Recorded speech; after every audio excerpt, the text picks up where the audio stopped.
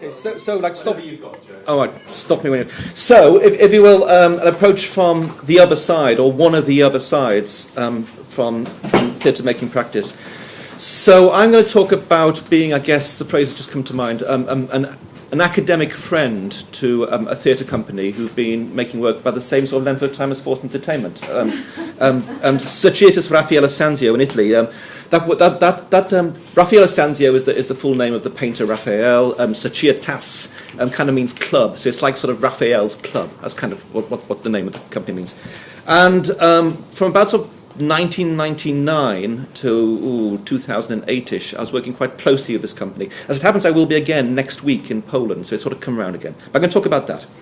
Also, the way I've done this is by making some notes this morning in association with what other speakers were saying. I thought, let's try and channel this through the theme. So that's the way it has gone. So I'll play this back. And I start with, like, I've written down a niggle here. Maybe it's not a niggle, it's something curious. I get longitudinal, I think, but I wonder what qualitative means. Yeah, it's not a word that we use. And these terms, I think, qualitative, the idea there's a qualitative department across the way is great. Yeah, the qualitative, quantitative imply that we know something already about the options for how we go about doing things. We'll take the qualitative or we'll take the quantitative route. And I'm inclined to say maybe indeed that's so. But Simon said something this morning about a theatre company he ran with Lisa in the 90s that I was part of, the sort of the second half of that project. I think a phrase he used was working out from day to day how to do theatre making. And I sort of started from that. As if we don't know how to do that. Of all things, because theatre making's been going on a very, very long time. So what would that mean to be working out how to do this thing, which has been done and done and done and done again, and will continue to be done? The company I'm talking about, these Italians, are theatre-making virtuosos, and in the theatre world, again, they're very famous now. Like Forced Entertainment, they're successful. Yeah. But I remember a running gag that a friend of mine, who sort of does the same sort of work as me with this company, has long had, that we often think of their work as theatre made, if you will, by aliens, whatever we want that word to mean. Aliens who've somehow found some handbook on how to make theatre, this human activity that human beings do. And what they've been doing is making these shows that a company called Societas Raffaello Sanzio would make, if such a company exists. We've had this notion going through as how the stuff comes across. And I've heard there was one of their projects which would always open with actually a logo, a projection on a screen. And this projection was of a diagram that is part of this golden record that's been bolted to the side of the Voyager space probe. There's this object that has gone deep, deep, deep into deep space and will be out there for thousands and thousands of years. And there's a golden disc, an analog disc on it, which it's basically a hi from Earth. Hello from humanity. We're here. Who's there? Yeah. And on this, there's a diagram of male figure and female figure, kind of going hi. Here we are. This is what our genitals look like. This sort of notion. Yeah. And this was a sort of logo for a while of their stuff. And I start from there of this notion of this strange, long-standing practice of making, cultural making, that humans do, which might somehow be encountered by other than humans and might be learned how to be made again. I sort of spin that off from Simon's thing. So, what else might I say, just to get into this? Another thing for me about this particular company, I'm not going to make any attempt to sort of give you a sense of what they're like. I decided not to use images. I'll try and just talk about longitudinal qualitative research as I understand it, or as I'm understanding it today. Yeah, but unlike many a British, I would say, theatre or performance company, there's something that this Italian company have, which is a sense of historical reach, yeah, of deep temporal reach. So it's like classical rhetoric and ancient statuary and pre-Christian and Judaic religious material is as available to them as contemporary art. There's this sense of, if you will, the longitudinal, a certain sense of it, is embedded in the work already. And that in itself is interesting. So, how do I encounter them? I'll try and talk really practically about how this was. I saw a show in 1999 when this company was doing work around famous old texts from literature. And they were doing a piece from a Shakespeare play, Julius Caesar, which they'd torn to pieces and put back together again. And I saw this show, and I'd never seen anything like it. I didn't even know whether I liked it or didn't like it. It just profoundly upset and undid any sense I had of what theatre could be. And at the same time, I felt I recognised it. I had exactly the same experience, by the way, when I was invited to participate in Lisa and Simon's work of Poor. Those are the two foundational experiences for me in terms of learning about theatre. So that was my first encounter. So Lisa said something really early on about maybe it all starts with curiosity. You said that right at the beginning, and that struck me as well. So this starts with curiosity, a certain recognition and a certain not knowing. Yeah, situated in that theatre relation where I'm here with the other public and it's there over that unbridgeable divide, which we somehow pretend makes it live and present, but it does the opposite, of course. So what happens then is about a year later, they are in London, the two directors, again it's a couple who are running the company at that time, and it's a day-long conversation with some invited people, and I participate in that conversation. And something happens to me. One, I again feel I'm recognising across all sorts of cultural divides interests held in common. So, for example, I at that time was interested in talking about rhetoric in the context of thinking about performance in theatre, and nobody else in my sort of world would use that term rhetoric. And they did. I thought, do we have something that we possibly share? One of the things that struck me about the show I first saw was that it was all about rhetoric. It starts off with an image of rhetoric. It's Julius Caesar, which is all about rhetoricians in all sorts of ways.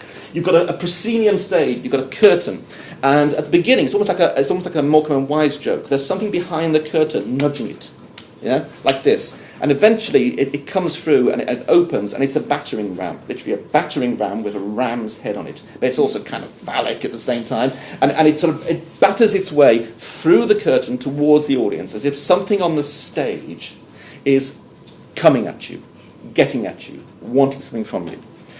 Add that to the curiosity thing, because we're talking about theatre rather than, for example, a longitudinal research in relationship to people, which is what a lot of the speakers talked about this morning. What's also at stake here is persuasion. Yeah, it's something working on you. So there's a response of recognition, a response of curiosity, but also a response, if you will, to theatre as a rhetorical machine, which is doing its persuasion. So there's a seminar with these people. It lasts all day, and at the end of it, I'm sitting with another bloke of my own age who I hadn't really met before, and we just had to stay in the pub and talk about this. And he became a collaborator with me on this work, and he's now my best friend. This is Nick Rideout of people who knew him. But we met there going, what the hell happened today? And did you see that show in London a year ago? And yes. Yeah. So I guess the subtext of this as well is about opportunism, and it's about chance, and it's about how certain things come together and how an accident of recognition and a collaboration happens. Yeah. So we're very curious to do something about this, whatever the this is. And we cook up an idea for a book, and we immediately write to a publisher, and she says, we never heard of this company in Britain, no, go away. Although later on they said yes. And but we went to Italy to meet them. And so we did the next thing, which was the going to see the people. And what we did was we had a summer, say 2 weeks in a summer, of conversations with this company. So this is down the next phase. And it's me and Nick going in with, the core of the company is Romeo and Chiara, who were partners at the time, and Romeo's sister Claudia. And this was the core. We have conversations with them. What happens in those conversations already is something else which comes out of the longitudinalness of it. The conversations are like 3-hour sessions in the morning, then you boys go off and have lunch, we'll see you back here at 2 p.m. for another 3 hours of conversation. First time we do this, we're working with a translator, from English to Italian, and we're translating between. As the connection grows over the years, we mutate into not having a translator and all speaking in bad French. Everyone's got the same level of bad French, yeah? We then mutate into, later and more recently now, that we speak in a mixture of Italian and English, yeah, where each other's like not knowing each other's languages, but committing to them. So there's something about even just that basic technology of the research communication, of how we start learning the languages. But what happens as well, about the first or second day, is we thought, this is how the meeting goes. You're the artists, we're the academics, we have conversations which involve technical vocabulary, theoretical vocabulary, and we make notes, and that's what happens, and it's really formal, and it's very interesting, and we'll go and write some essays about that. And we get to the end of the first day, and they say, okay, we'll see you here at 6. And we say, what's this all about? It says, we're going to drive to the Bologna Mountains, and we're going to see the sunset, and there's a particular wine that has to be drunk, and suddenly there's a switch, there's a complete switch into the social side of a relationship. And then the conversation is all in Italian, which we can barely follow, and everyone's just grabbing at whatever language they can, and we go and eat, and we're arguing about politics, and people are actually speaking at a different speed. They're speaking with different voices. There's a whole different sort of vocabulary. So I start putting this into the picture as well, is that there's it's almost like a banalization of something that was said this morning about there's a sociality side of a lot of this research as well. But this was almost like technically divided. There's a space for the social side, and there's a space for doing the stuff as this grows and grows and grows. So what then happens, as it almost gets to the last stage, and then this last stage becomes the continuity, is I go and see a show of theirs in Italy. Somebody who's my boss gives me some money to do it, so I pay him back by that weekend writing an essay about it, which he can stick on his website. This is, again, somebody we know, Alan Reed. And I send it to the artists, and they then see that they can put me to use, if you will. Yeah? Because they are doing a series of shows, which I'll say a little bit more about in a second. And they say, that'd be great, and maybe you could write another piece for the next show we're doing, and another piece for the next show. And we've got a particular way of disseminating those. So suddenly I find myself then in a particular relationship to the company with a role. And I'll try and get on to what that role is, but let's say it's just that at the moment. So eventually collaborative writings are produced, books are produced, events are produced, etc. And this goes on many, many years. But it's an encounter of not knowing where we're going or why we're meeting, some certain mutual recognitions take place, and then we go on from there. Okay. On. Let me go back to this. So, right. Right. So, a typical way that somebody in my job as a theatre academic might work with, say, someone like Terry, yeah, or with Force Entertainment, might be that you go into rehearsal. It might be that you're there and you're talking with the artist about their process and how they make things and how they put things together. And we never did that. Something got established really early on that our job was to be spectators, and not to participate in rehearsals at all, not to be part of the process. So there was quite a lot of new shows, made one after the other, and you're seeing people outside in a social space, but there's almost like a secret kept of what the work is. And so your first encounter of it is to go into the theatre, and the curtain, they do curtains, the curtain opens, and this is going on. It's partly in the nature of their work is that you don't know what it's going to look like when you go to see their shows. They do things with spectacles. It's part of what they're about. This in itself became something I was very interested in and I welcomed a lot. It seemed a different way of working. But it also meant that you were working with, for example, surprise. The surprise of the encounter was very sharply forced. And I'd arrive at the theatre and the theatre, the company administrator would say, I know what you're going to see, but you don't know what you're going to see. What one's then doing is producing a certain sort of writing about it. So there was, over 3 years in itself a longitudinal theatre project, which was made over 3 years, over 10 cities and 11 episodes. And it was about tragedy. It's about an idea of contemporary tragedy. It was a certain project which a company could only make if they'd been in the game for a certain while, because it was very expensive, very complex to do, and it works against the basic premiere and touring economic structures of making work. The idea is that it was an endogenous theatre project, they called it, tragedia endogonidia. The endogenous notion that the theatre might have both sets of sexual organs and reproduce itself out of itself. So an episode would take place in city A, in country A. Another episode would be planned for 2 or 3 months' time, but it wouldn't even be conceived until this first episode has taken place, and it's reinvented. So you're in a structure of surprise, of going around and seeing what is happening, Yeah. At the same time, the job becomes to produce writing for a large format publication that will be sold to audiences at the next show. And so there's a very, very strict deadline. There's a rhythm here, a temporality of making work. But also then, for me, it becomes some really basic technical methodologies of doing it. So I might go and see a show in Avignon somewhere or Berlin or something, and maybe see it 2 nights in a row. The first night, just go in and let what happens happen.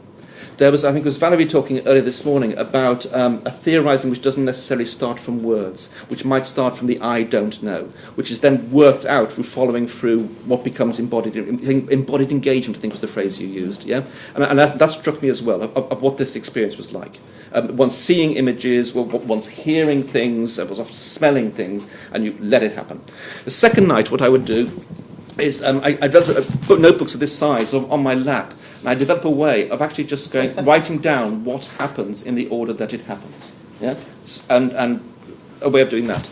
Then later that night, look at that, transcribe it because it's illegible, but I've just got enough memory to know what that word probably meant.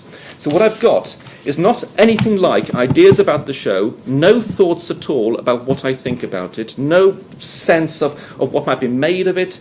I've got just a literal series of cues to what I think happened in what order.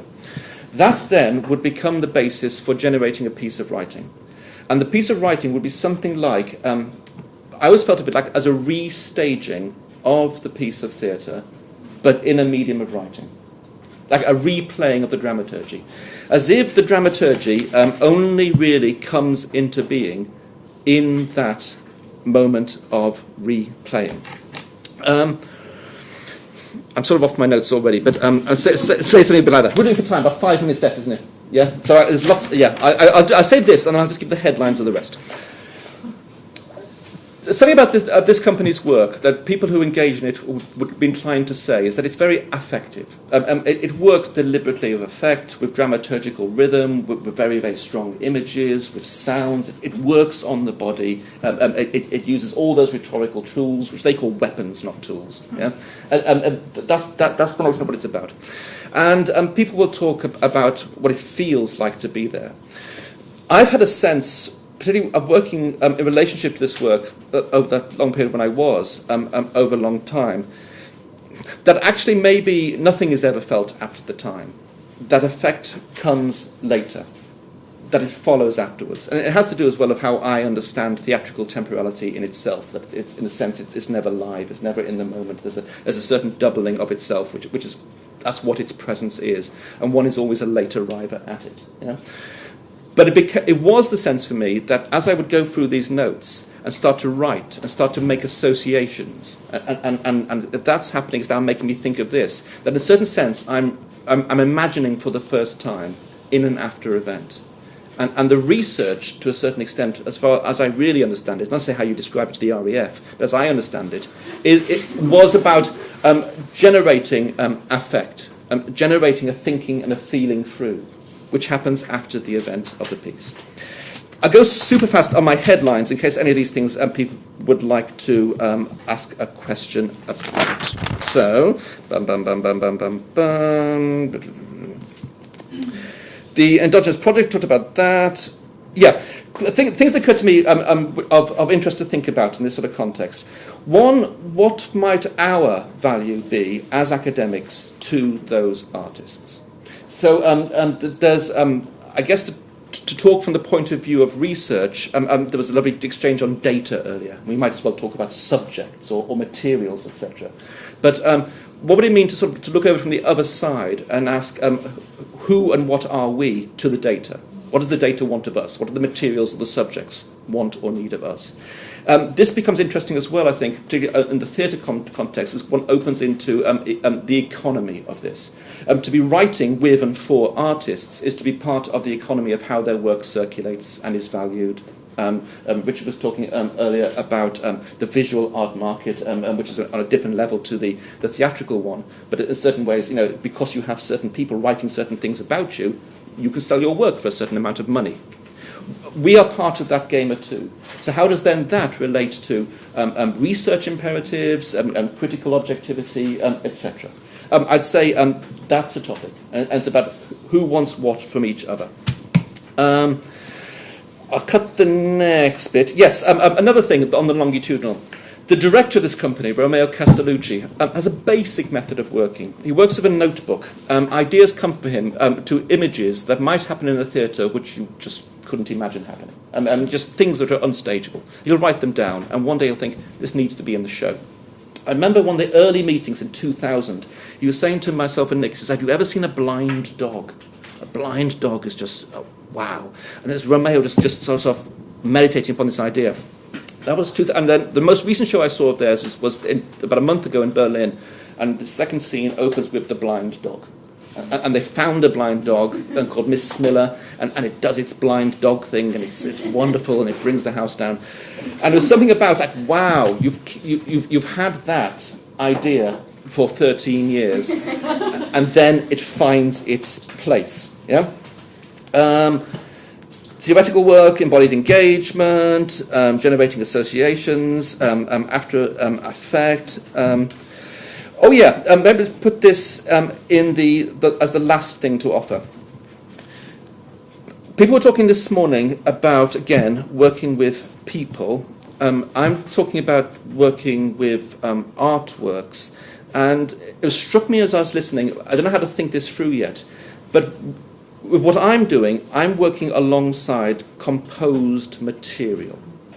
And it in some ways, it makes the world of difference. Yeah, there's a ways in which interpretation was said at one moment. What's the moment of interpretation, and how is that played out? I don't think that what we do is actually interpret, but you can never actually get away from the feeling that that actually is maybe what you're doing, that you're somehow working with some puzzle, that you're making sense of the pieces, and it's not a person. It's something that has been put together, assembled, composed, and it's like as if that idea could be followed through. One might start getting at some interesting things about, if you will, the ethics of qualitative longitudinal research. There's other stuff, but I think it's about 20 minutes gone. Yeah.